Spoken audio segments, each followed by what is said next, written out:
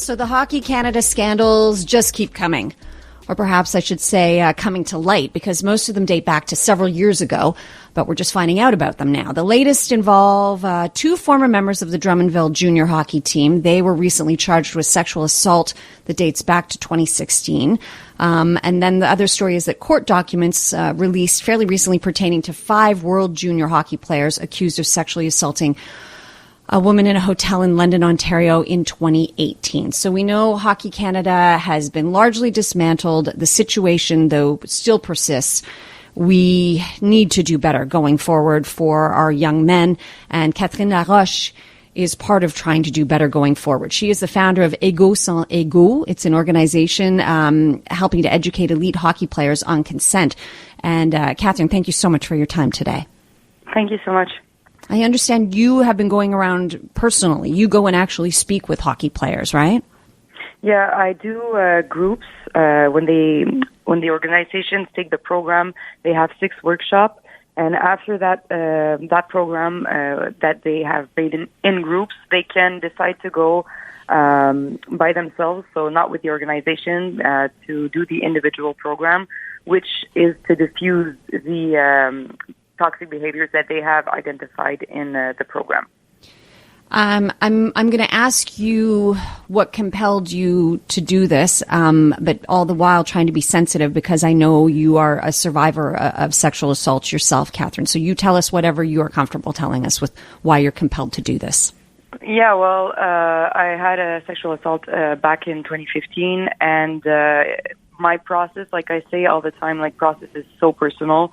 Even though people tell you their opinions, their fears, their feelings, you really need to listen to what makes sense in the instant moment. And my process was really long because I had a lot of steps to go through.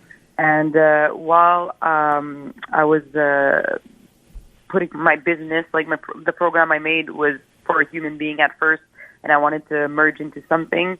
And at the same time, I was processing with justice for my sexual assault, and I was super anxious while I was processing with the justice. It was super long, and I don't know, I wasn't feeling it right, and that's when I decided to merge my program to go educate Égaux in sports, and that process really made sense for me, and it still does today. I feel really good in that process.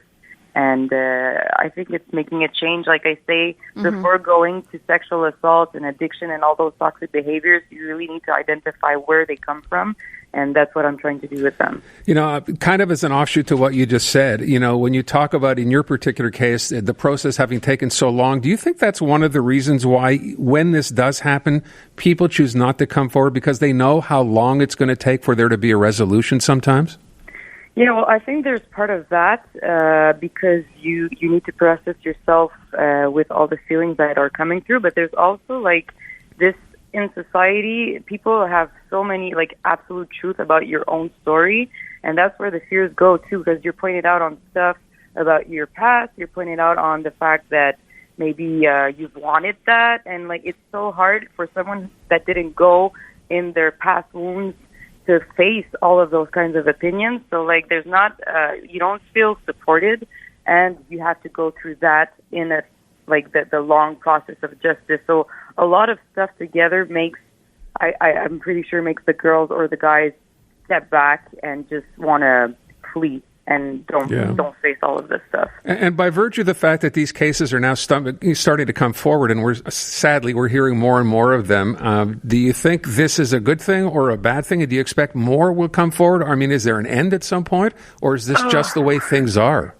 Well, I think like we're talking about hockey culture, but it's a world culture, like where, to me, like we educate our boys to repress their emotions, to be the pillar of their family, to be dominant in everything they do, and after that they do toxic behaviors like related to that, and we point them out and leave them alone. That's where I think education is so important, to like just give them a safe space, letting have emotions. Again, it's okay to do so, and we really need to have a big. There's a lot to do, like to feel that it's going to change, but I think the fact that it's coming out is just another, it's always like seeing, okay, there's a lack of education somewhere, and it's super important to put it back to educate boys and girls, because like all stereotypes make toxic behaviors go on both sides. So I think it's really a question of education and listening to yourself, not putting your ego in autopilot, and having a step back to ask yourself, like, do I know the consequences of my action, and am I willing to face the consequences that goes with my actions?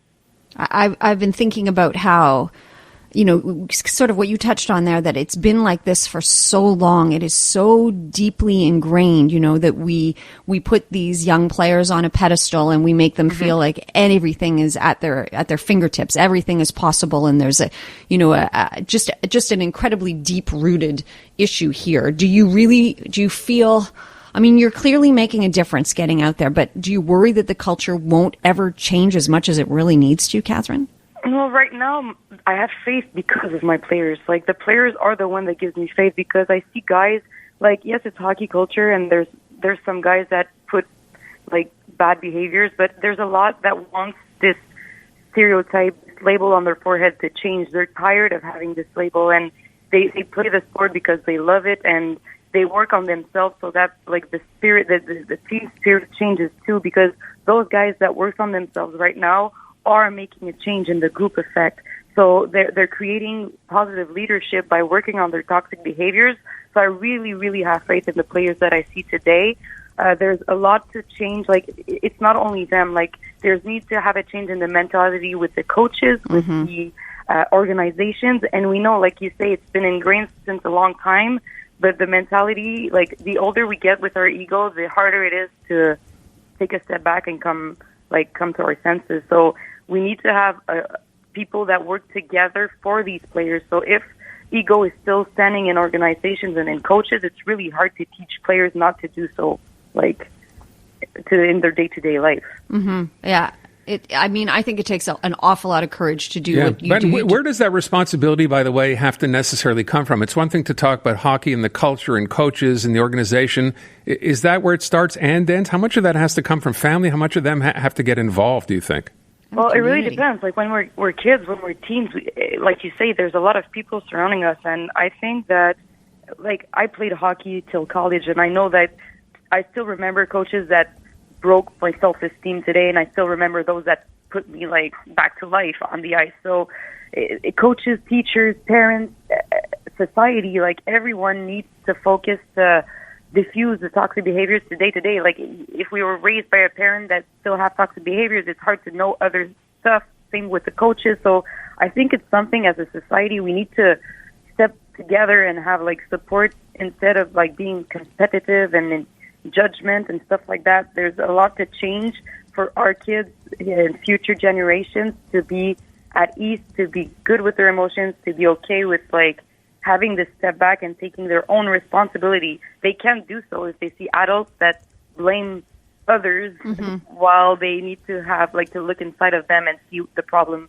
that is there. So true accountability, right, on lots of levels. I want to say, I just think it takes an awful lot of courage to do what you do with what you've been through yourself. And when you are in a room with a group of young players and you're telling them about your experience and you're talking to them about consent, how do they react to you, Catherine? And what kind of questions do they have for you? Yeah, well, like I always say, it's at first, I'm a woman that enters the locker room. So there's always, like, this step back, she's coming here to do her feminist and, like, giving us morals and stuff like that. But, like, they see pretty fast that I'm there for their well-being, and I really want to show them, like I say, like, women and men can have, like, this safe space to talk, and we're not always in need to be, like, frightened about one another. And that's really what I want to create. And they see it really fast, and that's when they drop their mask and ask questions, like, about everything that because we talked about, like, how to be humble, even if money and success is there. That's a really big tool I want to give them. That's the last workshop. We dive in that a lot, like how to be able to stay yourself. So they ask a lot of questions on the tools, because I always ask them, do you think you have the toolbox to face adversity in really, like, NHL or elite? And most of them say no. So that's where the questions are the most. How can I be a better human being even if I step up in elite, in big, like, leagues? That's there. And in consent, yes, they ask questions about my story, and the only thing I tell them, the only question I can't respond is the name, and every other question, if I can help them make them grow and be concerned about, I answer them all the time. So we're out of time, Catherine, but just before we let you go, I'd love to know from you what you would like to see happen with Hockey Canada. Should it no longer exist? Hockey Canada, well, I believe in everything coming back to life when I see that the intentions are going to be good. That's even in human or organizations, like if they show that they really have good intentions about the well-being of their players, about the well-being of other people surrounding the players, I do believe that it can exist again. We just need to make this change happen. We need to have people with true intentions, good intentions, and not only the image and the reputation that it's important, like the ego must go. And I believe that if this is put in place, it can still live. Like every human that makes mistake can relive after that and create something positive out of it. Oh, that's a good way to finish this, and it's nice to know that you actually think that way, given what you see and given the people you talk to these days. Catherine, thanks so much for your time today. Very much appreciated. And thank you for having me. Catherine LaRoche. I mean, that's got to be tough, right? Having lived through this, number one, and now dealing with this culture that still exists, let's be honest, we keep hearing the stories for a reason, it's still out there, and still being optimistic. I think that's at least something to take from that. Again, she is the founder of Égaux, and I just think she's doing such important work. Bodes well for the future.